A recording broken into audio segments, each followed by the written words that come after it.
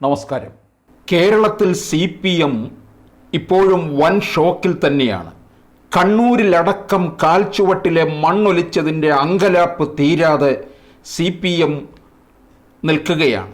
പരസ്യമായി പാർട്ടി ജയിക്കുമെന്ന് പ്രഖ്യാപിച്ചത് ഉറപ്പിച്ചതും മലബാറിൽ 2 മണ്ഡലമായിരുന്നു. വടകരയിൽ KK ശൈലജയും പാലക്കാട്ട് പോളിറ്റ് ബ്യൂറോ അംഗം A വിജയരാഘവനും, രാജ്മോഹൻ ഉണ്ണിത്താനെ തകർത്ത് കാസർഗോഡ് MV ബാലകൃഷ്ണനും, കണ്ണൂരിൽ സുധാകരനെതിരെ MV ജയരാജനും, കോഴിക്കോട് കേന്ദ്ര കമ്മിറ്റി അംഗം എളമരം കരീമും ജയിച്ചു കയറുമെന്ന് അണിയറയിൽ കണക്ക് കൂട്ടി. പക്ഷേ അടിയുറച്ച് വിശ്വസിച്ച് വടകരയും പാലക്കാടും പോലും തൊടാനായില്ല. കണ്ണൂരിൽ KPCC പ്രസിഡന്റ് K സുധാകരന് 1 ലക്ഷത്തിലധികം വോട്ടിൻ്റെ ഭൂരിപക്ഷം. 2019 PK ശ്രീമതിക്കെതിരെ K സുധാകരൻ്റെ ഭൂരിപക്ഷം 94,559 ആയിരുന്നു. ഇടതു കോട്ടകളെല്ലാം വീഴ്ത്തിയായിരുന്നു സുധാകരൻ്റെ പടയോട്ടം. കണ്ണൂർ, അഴീക്കോട്, പേരാവൂർ, ഇരിക്കൂർ മണ്ഡലങ്ങളിൽ വമ്പിച്ച ലീഡോടെ സുധാകരൻ മുന്നേറിയപ്പോൾ ധർമ്മടത്തും മട്ടന്നൂരും CPMൻ്റെ ലീഡ് ഗണ്യമായി കുറയുകയായിരുന്നു. ഉണ്ണിത്താൻ 2ാം വിജയം നേടിയ കാസർഗോഡും ഒരു നിയമസഭാ മണ്ഡലത്തിൽ പോലും CPMന് മുന്നേറാനായില്ല.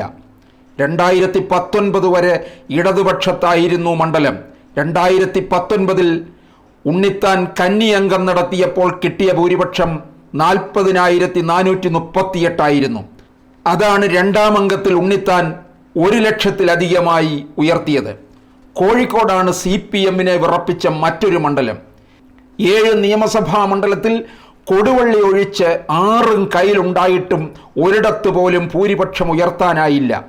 കേന്ദ്ര കമ്മിറ്റി അംഗം എളമരം കരീമിനെ 4ാം ഊഴത്തിൽ MK രാഘവൻ പരാജയപ്പെടുത്തിയത് 1,46,176 വോട്ടിന്. കഴിഞ്ഞ തവണ രാഘവന് കിട്ടിയ ഭൂരിപക്ഷം 85,225. മലബാറിൽ വടകര കഴിഞ്ഞാൽ CPM ഏറ്റവും പ്രതീക്ഷ വെച്ച മണ്ഡലം പാലക്കാടായിരുന്നു.